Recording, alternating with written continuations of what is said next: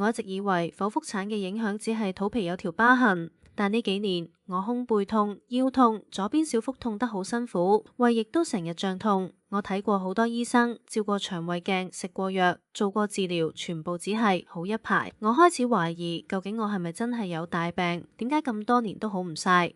佢以上嘅情況咧，都係因為佢嘅手術疤痕而引致嘅。咁啊，佢個胸背痛咧，就係因為佢嗰個剖腹產嗰個手術咧，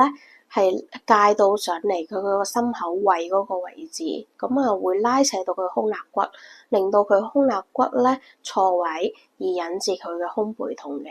咁仲另外一個成因咧，就係佢下邊小腹嗰個嘅手術疤痕咧，佢左邊嘅黏連咧比較嚴重，咁亦都會帶歪咗嗰個盆骨，而令到會產生一個旋扭力咧，沿住個尾椎骨一路向上傳遞咧，咁就會影響到個胸椎，咁啊令到個胸肋骨咧一樣同樣地旋扭錯位，而引致佢嘅胸背痛。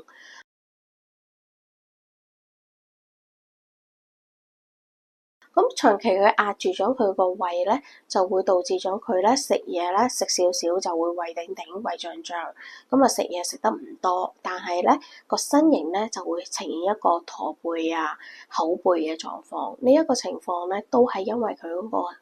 胸脅嗰個手術疤痕而導致出嚟嘅。跟住去翻佢嗰個左邊個小腹嗰個拉扯痛，同埋佢個腰底痛。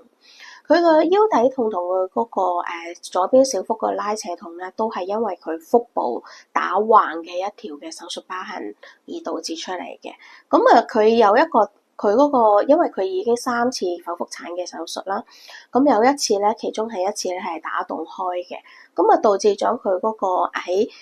小腹前邊咧會呈現一個十字開刀嘅形狀喺呢一度啦。咁啊，佢左邊佢交界。喺佢個十字交界嘅左邊嗰度咧，佢形成一個咧大到落去好似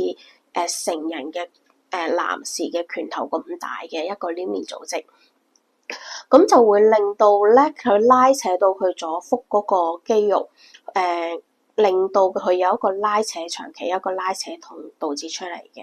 好啦，同時之間咧，因為佢嗰個左邊嗰個黏連組織咧比較明顯、比較嚴重，咁亦都會同樣產生咗佢嗰個旋扭力，咁啊拉扯到佢去尾椎骨，即係盤骨同埋尾椎之間嗰個關節咧，成一個錯位繃緊嘅狀況，而產生一種腰底痛嘅情況出現嘅。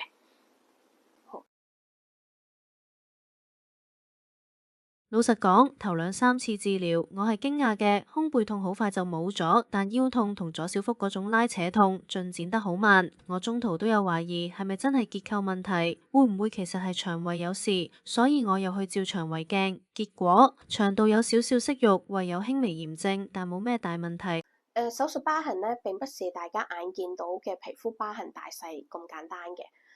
以呢位女士嚟講啦，佢皮膚嘅疤痕咧只係咁短。